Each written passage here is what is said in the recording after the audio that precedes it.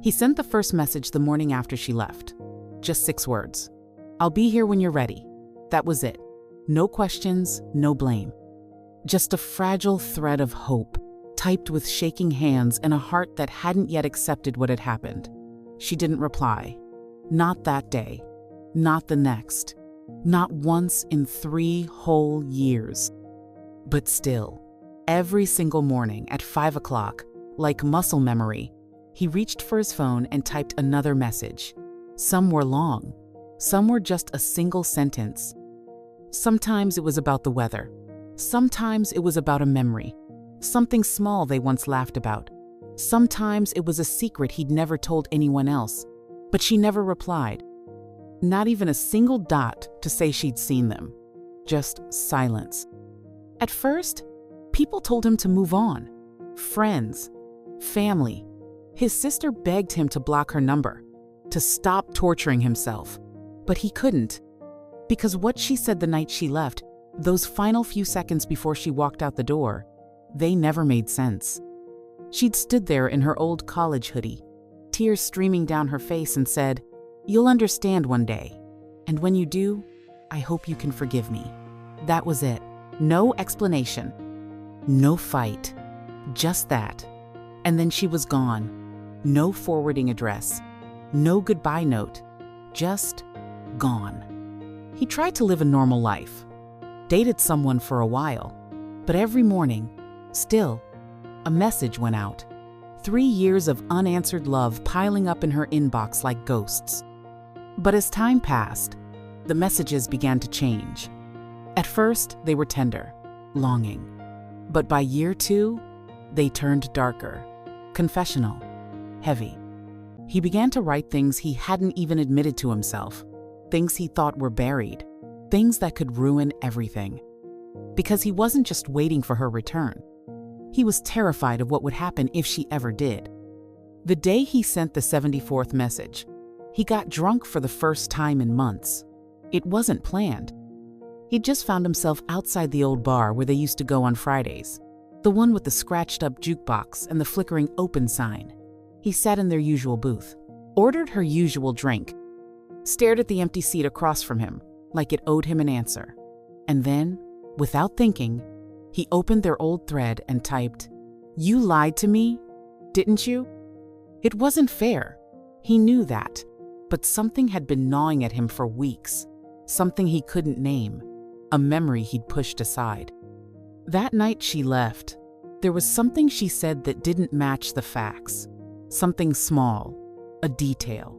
But once it clicked, it wouldn't stop spinning in his head. She told him she was going to her mother's that weekend, but her mother had died the year before. He remembered the funeral. He remembered holding her hand through the whole service. So, where was she really going? He reread every message he'd sent, as if the answer might be hidden between the lines. But what scared him more was that he started rereading her old messages too, the ones before she left. And when he did, something changed. A few things she'd said suddenly felt loaded, careful, almost coded. He found a message from months before she disappeared that said, "Promise me if I ever leave, you won't come looking." He remembered laughing at the time, thought it was just one of her moods. Now it felt like a warning. But what could she have been protecting him from? And why was it starting to feel like her silence was the one thing keeping both of them safe? Because if she told the truth, someone else might have to die. By the 100th message, something strange happened. His phone buzzed in the middle of the night. It wasn't from her. Not exactly. It was from a number he didn't recognize. Just 3 words. Stop asking questions. No name, no explanation. Just that. He stared at the screen, heart pounding so loud it felt like thunder in his chest. And even though every instinct told him to ignore it, he responded with just one word. Why? But no reply ever came.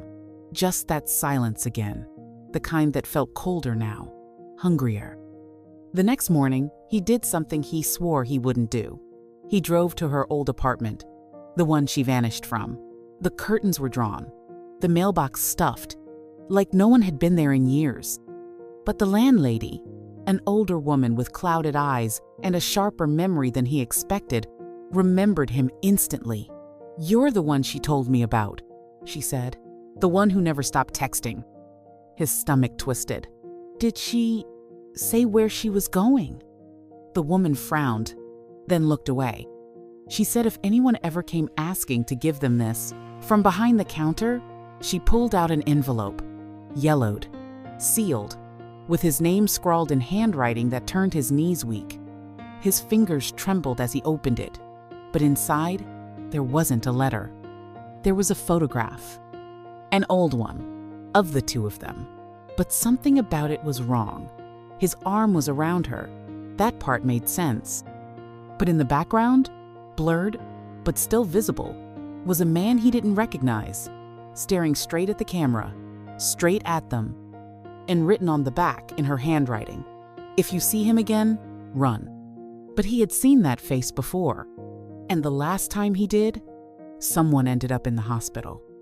He didn't sleep that night. He just stared at the photo, at that stranger's face, not entirely unfamiliar, but slippery, like a half-remembered dream that vanished the second you tried to grab it. He scoured old pictures, social media, even yearbooks. Nothing. But the unease in his gut was undeniable, because the longer he stared at that photo, the more it felt like a warning. Not just from her, from the version of himself that used to know something and had somehow forgotten. By morning, he was spiraling. So he did what he always did. He sent another message. This one just said, "He's back, isn't he?" Still no reply. But that wasn't the worst part. The worst part came when he opened his text thread later that evening, the one he'd been filling day after day for 3 years. All of his messages were still there, except for one. One was missing.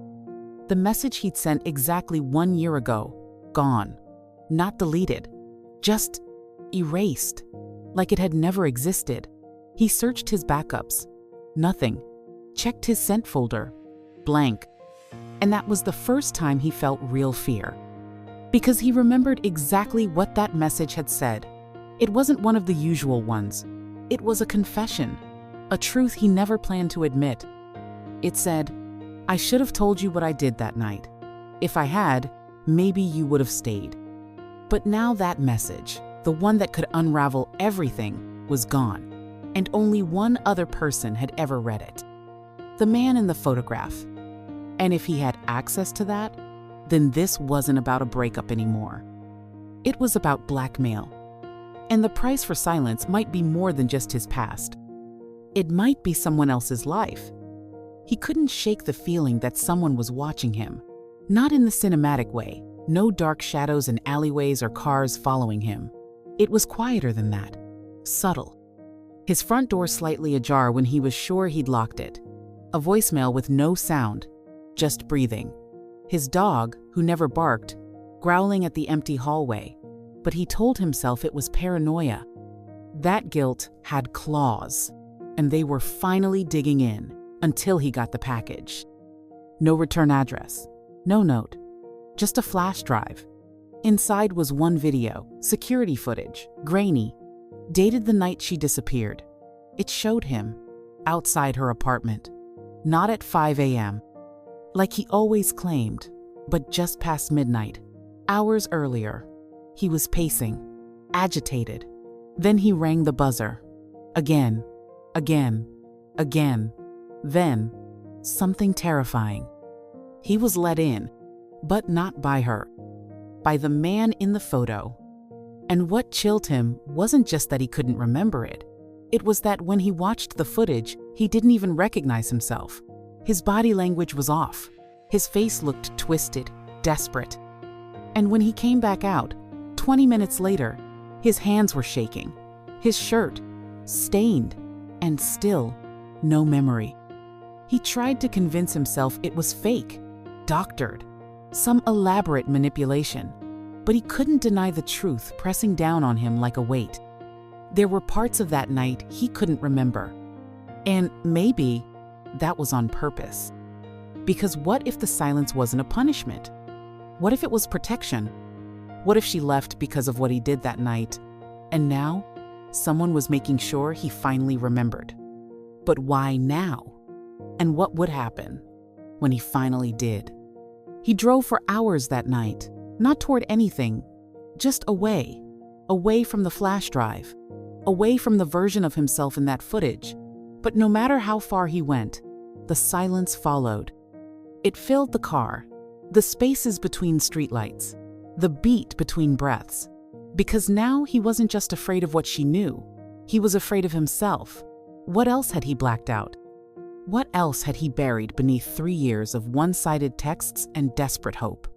He stopped at a rest station, hands trembling, and opened the thread again. This time, he scrolled all the way back to the beginning, to that first message. "I'll be here when you're ready." It read so differently now. Less like devotion, more like guilt, more like a man begging for forgiveness for something he couldn't say out loud. And for the first time since she vanished, he asked himself a question he'd been too afraid to face. Was she the one who left? Or did I make her leave? He thought back to the weeks before she disappeared. The arguments, the way she flinched when his voice got too loud, the times she locked the bathroom door even when she was alone. And one night, one he had tried so hard to forget, she told him she was scared, not of someone else, of him. He'd laughed, called her dramatic, said she was spiraling. But now, with each memory crawling back like broken glass under skin, he wasn't so sure anymore. The man in the photo wasn't just some stranger. He was someone she went to, someone she trusted more than the man she shared a bed with. And now, it was starting to make sense. The silence, the vanishing, the photograph. She didn't run because she stopped loving him. She ran because she was finally ready to survive him. The memories hit him like waves, not full scenes, just fragments. A slammed door, her crying in the kitchen, the way she held her phone behind her back when he entered the room. He always told himself it was stress, that they were going through a rough patch. But now, in hindsight, that phrase felt like a disguise, something to soften what had really been happening. And there was one memory that refused to stay buried any longer. It was a night in March. It had rained all day. She'd wanted to talk, something serious. He'd come home late, agitated. He remembered pouring a drink, maybe 2. Then, flashes. Her voice rising. His own voice, louder. Then something shattered. A glass? No, her bracelet. The one she wore every day, the one from her mother. He remembered it breaking into tiny pieces on the floor, and her face pale, wide-eyed, as if she'd just seen someone she didn't recognize, or worse, someone she did. He told himself it wasn't that bad, that they both said things they didn't mean, that she was fragile. But now he realized something chilling. He never apologized for that night, not once.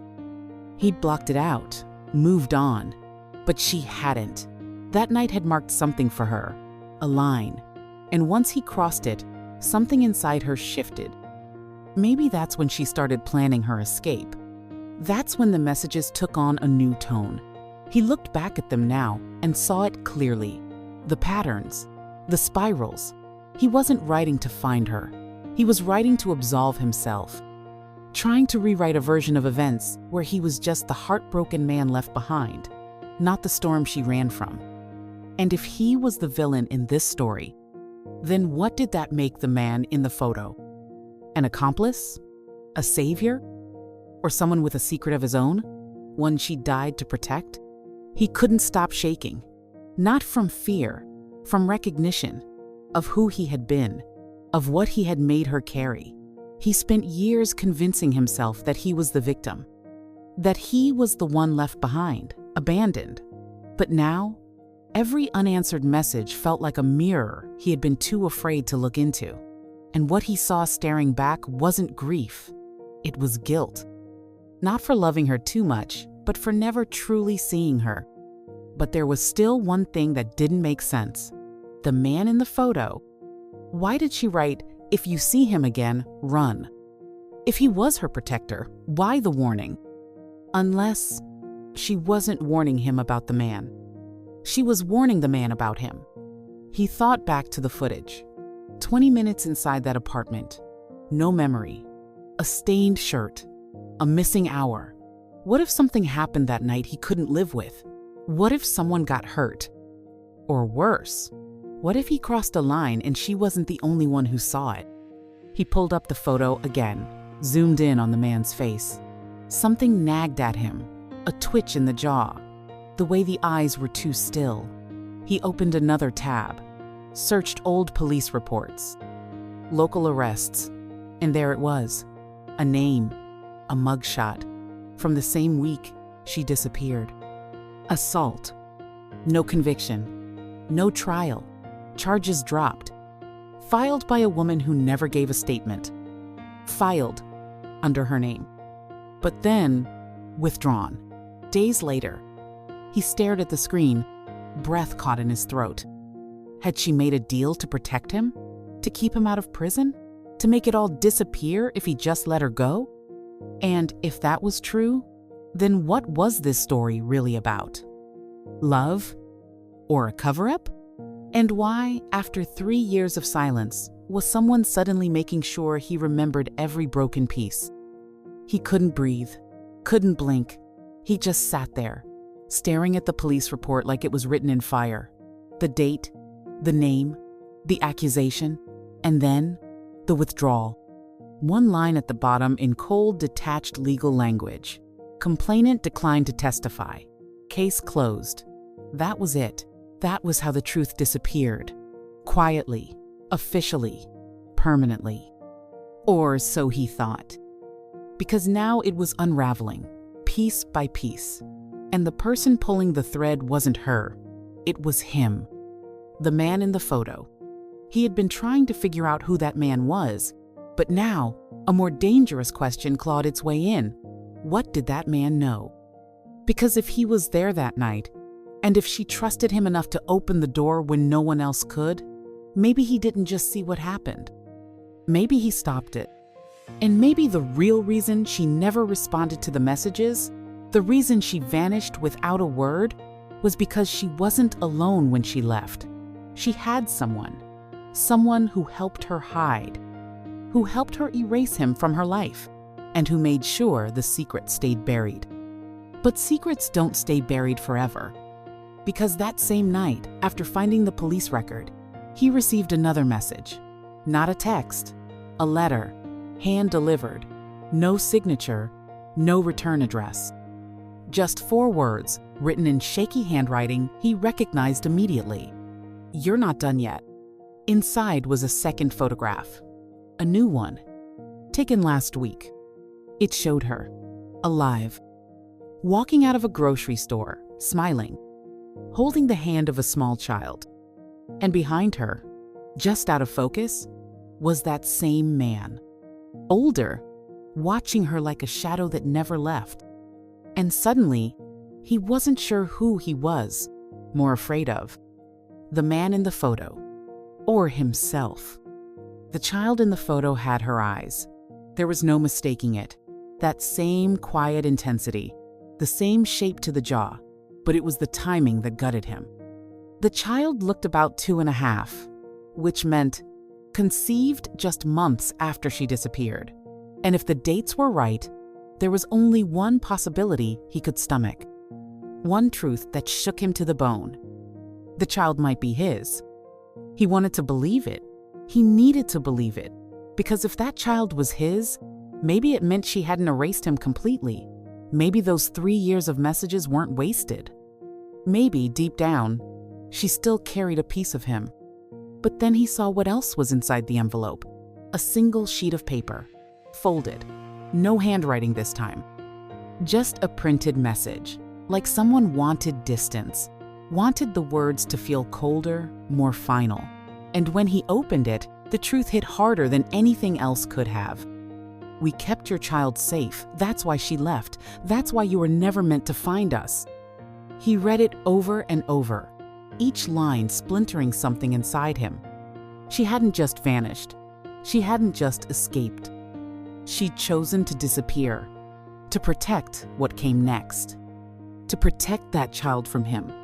All the unanswered messages, all the confusion, the silence. It was never a mystery, it was a boundary, one she couldn't afford to let him cross. He thought he was the heartbroken one, the man left behind. But maybe, just maybe, he was the threat she spent years trying to outrun. And now, someone had reopened the door.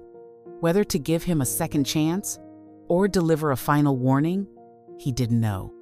But as he stared at the picture one last time, his hands trembling, only one question remained. If he reached out now, would it be for love or for control?